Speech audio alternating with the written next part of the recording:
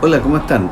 Ayer hicimos una inspección planeada con una de nuestras empresas clientes y nos dimos cuenta que había exposición ocupacional de uno de los trabajadores a ácido sulfídrico.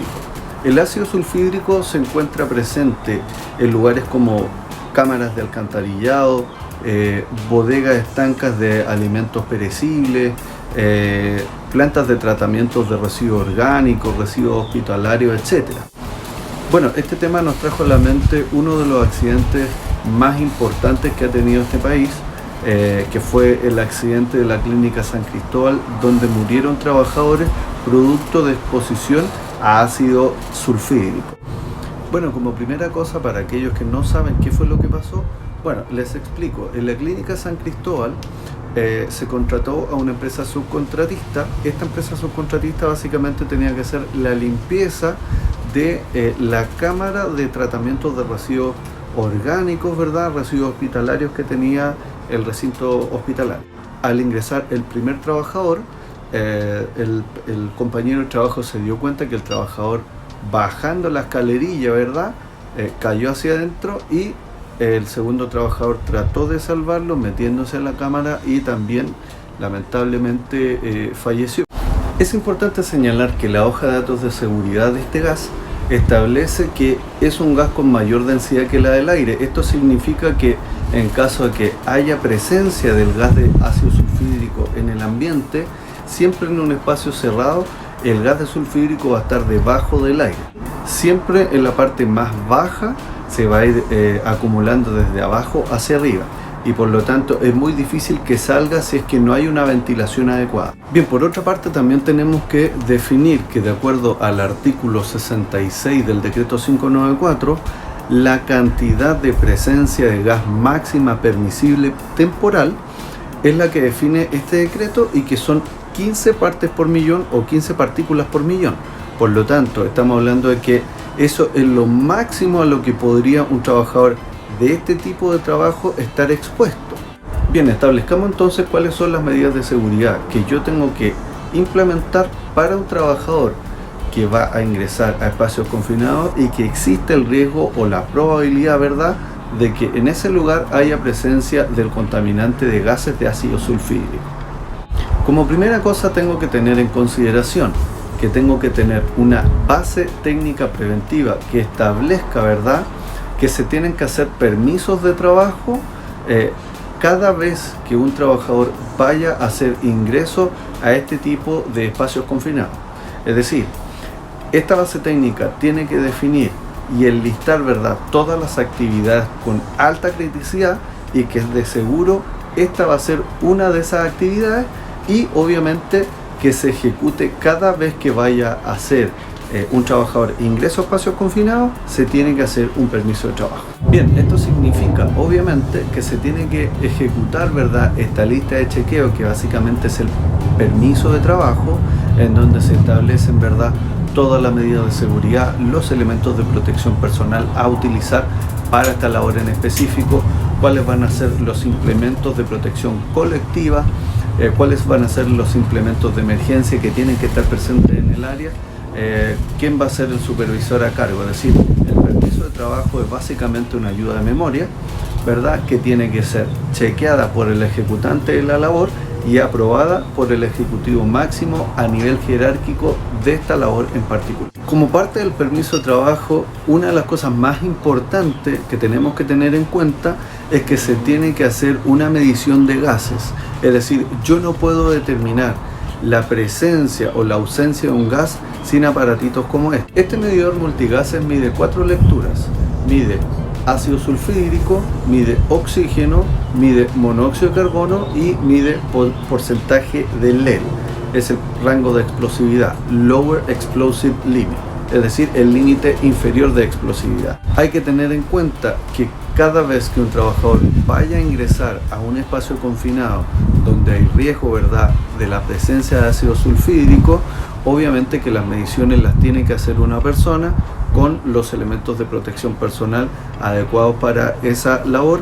No puede ingresar al espacio confinado, es decir, tiene que meter este aparatito dentro del espacio confinado, y tiene que saber cuáles son los límites permisibles temporales, cuáles son los límites permisibles ponderados, y también tener en consideración que una persona que va a ingresar, ¿verdad?, a un espacio confinado tiene que estar con la presencia, ¿verdad?, de gases, es decir, con la lectura de este aparato en 0. Si bien es cierto, nosotros ya definimos, ¿verdad?, que el límite permisible temporal va a ser de 15 partes por millón, yo lo que debería hacer es básicamente ventilar ese espacio confinado hasta que este aparatito me dé la lectura en 0. Es importante aclarar que en aquellos lugares donde ingresan rescatistas con presencia de agentes industriales, ¿verdad?, es decir, que este aparatito indica que hay presencia de agentes industriales, en ese caso bomberos, ¿verdad?, o los equipos de rescate utilizan equipos autónomos con presión positiva que le suministran aire a la persona que ingresa, y que es muy distinto a el elemento de protección personal. En este caso, el elemento de protección personal va a filtrar cierta cantidad, pero se va a saturar muy rápido si es que la cantidad de partículas por millón está presente en el ambiente, es decir, podrían eventualmente generarse un poco del contaminante y el elemento de protección personal lo va a filtrar. Sin perjuicio de eso, yo cada vez que ingrese a una persona a un espacio confinado con este riesgo, tengo que estar con el aparato en 0. Con respecto a la mascarilla, tiene que ser para gases y vapores, tiene que ser específica para el ácido sulfídrico y tiene que estar certificada conforme lo establece el decreto supremo número 18, ¿verdad?, que está inserto en el decreto 594. Así también se tienen que cumplir todos los parámetros de seguridad establecidos en la guía técnica del Instituto de Salud Pública para respiradores. Esta guía técnica establece, entre otras cosas, cuáles son las pruebas de sellado con presión positiva y negativa, establece que se tienen que tener listas de chequeo para la mascarilla o el respirador propiamente tal. Básicamente también establece que además de estas listas de chequeo se les tiene que hacer capacitación a los trabajadores, se les tienen que hacer exámenes ocupacionales, en este caso para el ingreso a espacios confinados. La guía técnica del ISP también establece cómo se tienen que identificar los respiradores, qué tipo de respiradores sirven para un riesgo específico, que para este caso es exposición a gases de ácido sulfídrico, etc. Por lo tanto, se tiene que hacer una correcta adquisición del elemento de protección personal. Por último, tenemos que tener en claro que todas las medidas de seguridad que nosotros apliquemos pueden fallar. Es importante señalar, y como siempre lo digo, que la seguridad se trata de mantener los riesgos bajo niveles aceptables, pero en ningún caso de eliminarlos. Por lo tanto, algo puede fallar. En este caso, se tiene que tener un plan de rescate, ¿verdad?, en caso que el trabajador pudiera tener alguna afección médica, algún nivel de intoxicación, alguna asfixia, etc. Cuando nos referimos a medios materiales dentro de la planificación de emergencia, nos estamos refiriendo, entre otras cosas, al trípode de rescate, a la camilla de rescate, a los arneses, a las poleas, etc. Es decir, todos los implementos que van a permitir, ¿verdad?, que se pueda sacar a una persona del lugar donde está el espacio confinado. Cuando nos referimos a los medios humanos, estamos hablando, entre otras cosas, a personal que esté en la empresa, que esté dedicado, ¿verdad?, a la supervisión directa. Cuando nosotros hablamos de que estamos con una actividad crítica, tiene que necesariamente haber un centinela, un punto fijo o un supervisor que esté durante toda la maniobra, ¿verdad?, de trabajo.